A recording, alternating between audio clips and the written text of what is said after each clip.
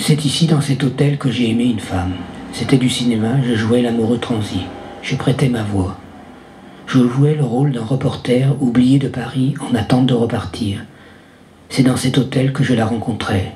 Je l'abordais au début du film. Nous étions tous les deux, je l'hébergeais dans ma chambre et je la regardais. Les jours passaient, nous sortions dans la ville. Je parlais, elle m'écoutait.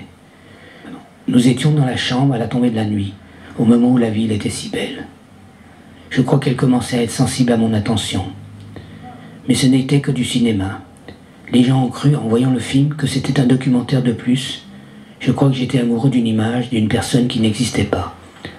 Nous tournions clandestinement, les autorités du ministère de l'Information ne comprenaient pas très bien notre oisiveté. Nous étions toujours fatigués et nous ne voulions pas sortir. Les fonctionnaires somaliens ne se doutaient pas que nous tournions le film dans nos chambres le reste de la journée. Le pays était militaire en mal d'espionnage. Les heures de la sieste étaient mes moments favoris. La ville était calme, les rues plus silencieuses. Je filmais depuis le balcon en moucharabie, les petits vents d'or sous les palmiers. Il faisait chaud. J'ai aimé faire du cinéma ici. J'ai aimé photographier une femme sensuelle, désirable dans sa robe d'Alexandrie. J'ai pleuré aussi quand elle était trop dure avec moi. Je m'allongeais sur mon lit et je me forçais à me faire couler des larmes.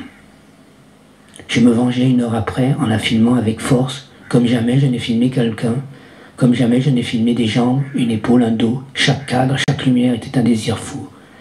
Ici, dans cet hôtel de Mogadiscio, le Croce del Sud, nous tournions dans sa chambre. C'était la plus belle chambre.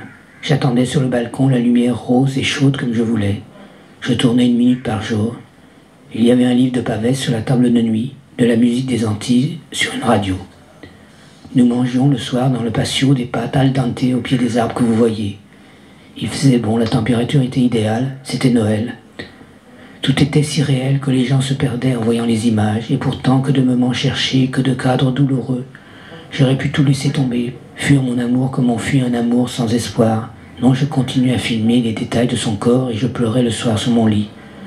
Voilà ce que c'était de prendre trop à corps cette histoire, ma première histoire, mon premier film de fiction.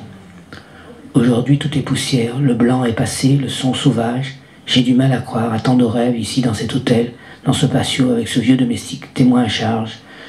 Toujours escorté de mes gardes du corps, payé par l'humanitaire, aujourd'hui je suis en paix avec moi-même, avec ce film.